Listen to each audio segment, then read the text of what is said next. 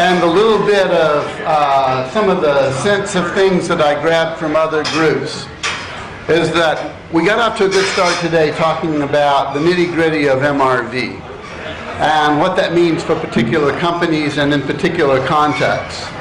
But we are also sort of teed up for, I think, another set of conversations tomorrow that's more about corporate strategy and more about how you go from understanding what your emissions are to actually planning a market entry strategy so that you'll understand how you're going to utilize the system to your advantage. So we'll know that's going to involve understanding what abatement options are and what costs are at various levels, what instruments are available. So tomorrow we're going to talk a bit about offsets compared to allowances, which we learned about today, and understanding the ways of transacting, the access to markets through exchanges and brokers, and the access to different types of contracting instruments, so the legal basis for a lot of trades. We're also going to kind of talk about, I hope tomorrow, talk a little more about a topic that I think recurred in a number of the groups around how do you form a view on pricing with limited information sets. Certainly at the beginning it's difficult to get information. Also around what kind of team does it take to perform in an emissions market? What are the skill sets required? So I want to get some help though from different ones of you that were a part of various work groups to learn what happened in each of the various sectors. And I'm going to start with Francisco to give us I really want just your top 3 highlights, and we only have 20 minutes to hear from 5 groups. So that's going to be about 3 points per person. Tell me a little about what the power industry talked about. Yes, one of the first things I could notice, it seems that the power sector is very well prepared to adopt MRV plans. They have been doing most of the data collection for a long time. They are used to it. They have a good management system of information. So in my understanding, power sector is well positioned to adopt MRV protocols, and the thing I think was important is that there should be maybe more communication between the companies and the regulator in order to define what protocols, which methodologies should be used. But that's part of the whole learning cycle. Another thing said that also, it seems that the cost of MRV is not an issue for power companies because they have most of the systems already in place. One thing that came up very technical, which was, I think, very interesting, was that in terms of sampling, that's where maybe there is a weakness. In terms of where to do the sample, at what point in time of the fuel chain the sample should be done. What also I think I understood that laboratories and people accredited to do sampling and to do the correct sampling is sometimes difficult to find. So I think those are some of the things that we found out from the power sector and that we can share with the rest. Excellent, excellent. Thank you, Francisco. So I think Fulvio, the petrochemical sector was so large that you guys had to morph into more than one group. Yes. Can you give us a little flavor of your group, and then we'll go to where is Lisa? Then we'll come to you. So I am the second one. I'm the stepchild of the offspring of the group. I think our group was starting with MRV, but then was spinning off a little bit. So at the beginning, I think the conversation that we had is actually on what other use can be there in MRV on top of the compliance part.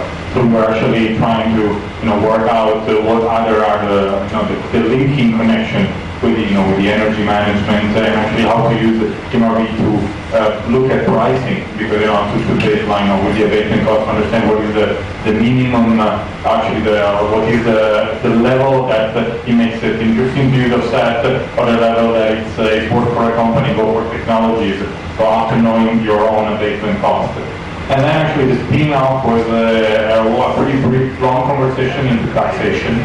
And I think people were very curious to understand actually how these trading will be taxed.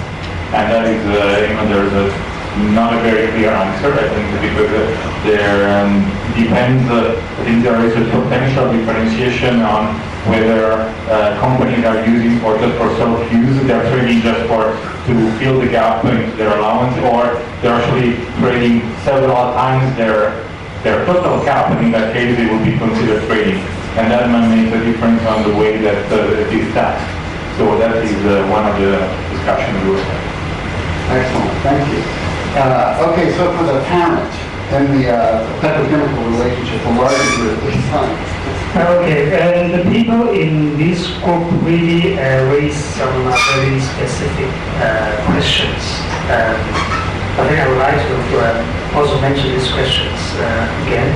For example, one of the company mentioned that whether the heat and power consumed by generated inside but consumed by outside company, whether this could be calculated as internal emission or it can be calculated as outside emission. So this is very important for them. The second one is that how to identify the boundary of the new project. This in Shanghai DRC's rule, they mentioned that if you have a new project, then they will have to apply to Shanghai DRC and see how much would be the allocated allowances to this new projects. But how to define this new project, they are not very clear about this. So I think this is also one of the major questions that are frequently asked by people. The third one is that one of the chemical companies mentioned that in the current allocation methodology, the authority used the historical approach, which to them is not so accurate, and then to them probably not so fair as well. So they hope that in the future that the authority would, to the best, adopt a more appropriate and fair approach, which is the benchmark approach. So I think this is probably the next round discussion with authorities, so that these companies can feel more comfortable in the future ETS scheme. And then the fourth one is that they ask about how BP as a group manage the carbon compliance globally. So I mentioned to them that it's kind of centralized approach. And then individual companies would have to hand in their allowances into the group and then let the group manage for this kind of compliances. And then the fifth one would be that very detailed question regarding how to verify meters, which I think is also quite technical. But leave this to the POs. But in general, I think that they are also quite interested in how to participate in the Shanghai ETS scheme, especially that when there is a big company, they have several subsidiary individual companies, subsidiaries inside the scheme, then whether the Shanghai authority will allow the group to manage on behalf of these individual subsidiaries. So that is already specific, but I think it's a very real question as well. So I'm going to sum up the discussion in my group. Thank you. Thank you. Okay, let's go to steel next. Carl, will you take this mic? And I sat in on part of yours, but give us a sense of what happened in steel. We did not have the largest group, but we made up for it in quality. We had Bale Steel, and I think Bale Steel had already completed stage one in terms of they knew when they were a buyer and when they were a seller, they knew their emissions, they knew their plants, and they were moving on to sort of stage two issues of how do we manage across the company, how do we manage our offsets, issues of linking, issues of price formation. I think they were very interested as a company about transparency of data, and now that they know their marginal abatement cost, they're trying to find out what their strategy is and I think in a very sophisticated way, were asking the sort of very sensible questions that we heard earlier from DLT about, how do we hedge our carbon cost along with our ore cost and our power cost, and we didn't directly touch issues with MRV because they had two of their technical people there who were quite on top of it, but they were more into the secondary strategy level issues, which in contrast to the B-PMR mission that we conducted in Shenzhen and Guangdong, which is, some time ago now, it's clear that now that we're back in China, that, people have moved on, and it's very heartening to see, and I think that they had a lot of very good questions that really only the regulator can answer. But it's clear that I think the regulator is going to come under some pressure on data transparency and linking issues. Excellent, thank you, Carl. Harold, last but not least, for the group, the group of others. First of all, I think everybody would be interested to know who gathered in that room with you and Jeff Wong up there with the other category of paper.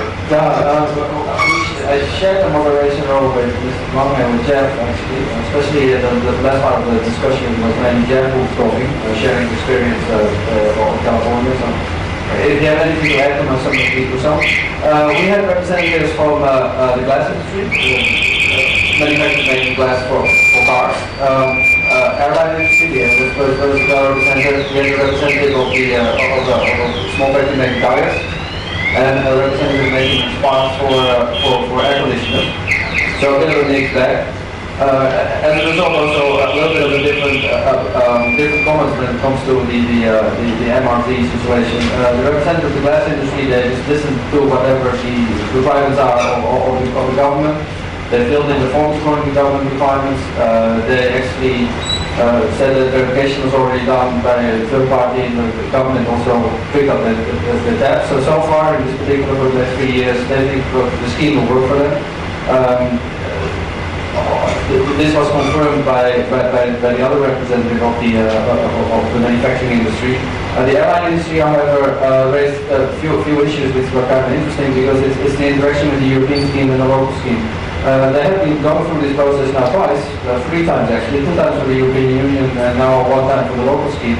There seems to be a bit of a difference between the way that they approach by the local regulator and by the European regulator. Now, if the European question would go away, then of course it's not an issue, but if it will come to something that there is some international requirements and local requirements, then the things don't really match what we're going to do about it. The discussion was wandered on a bit. We discussed about what I found personally very interesting is to which extent this particular additional compliance requirement can be used to increase the sophistication of the management of the company. A lot of the comments were made by hatching, what do you do with your cost overall? Is this something that actually can push the corporate governance, corporate management of the whole organization to another level, given the fact that they have this particular requirement now and we're talking on these particular issues. A lot of talk on local versus national. If you manufacture in Shanghai right now and you compare that it's not manufacturing in Shanghai, how is going to play it on out? For the first 3 years, the problem is not an issue, given the fact that our basics are for free, but when will there be some auctioning system? When will be there cost involved? Will it actually affect my status? Also go back to the airline industry. How do I compete with companies that are not corporate in particular issue? And discussions were made. This one actually did some calculation in Europe saying, well, it's not that expensive if you actually look at it from that angle. She also mentioned that, and I think most of us actually can agree with that, the airlines have a tendency to charge those costs straight to the customer, with fuel charge for your tickets, etc. So, anything else you like to add? Well, I think one thing that strikes me the most is kind of similar to what Carl said, is as compared to the B-PMR we did in Shenzhen, Guangdong, at least the group, Harold and I were involved, are a step above the knowledge level overall about the MRV, about the market, about the EPS in general. It is quite advanced. The preparation as a group, it is very good. I think the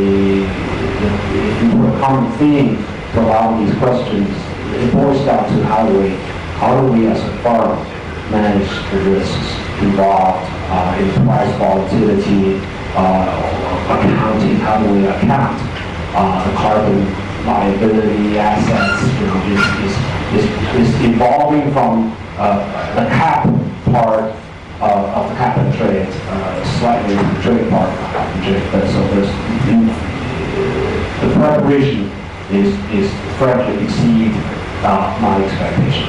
Thanks. Thank you, Jeff. And for those that don't know Jeff, Jeff Wang from Intercontinental Exchange is the chair of AIDA's, co-chair of the AIDA China Working Group. So it's great to have you here, Dr. Beijing. So, a terrific day, I think. We covered a lot of territory in day one. We're back tomorrow morning at 9 o'clock, and we get to take it into some new topics, learning about what's going on in some different jurisdictions, but also focusing on offsets a little more and some of the other infrastructure pieces. We'll have another opportunity for breakout sessions tomorrow where I hope we're able to dig into some of these strategy sessions and maybe the experienced international experts can give some thought to how your companies develop strategies so that we can offer some value to our Chinese counterparts tomorrow on that topic.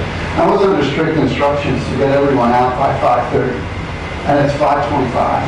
So I think I've done a pretty good job. Anybody have a burning question you'd like to ask of any of the presenters? If not, join me in thanking the five leaders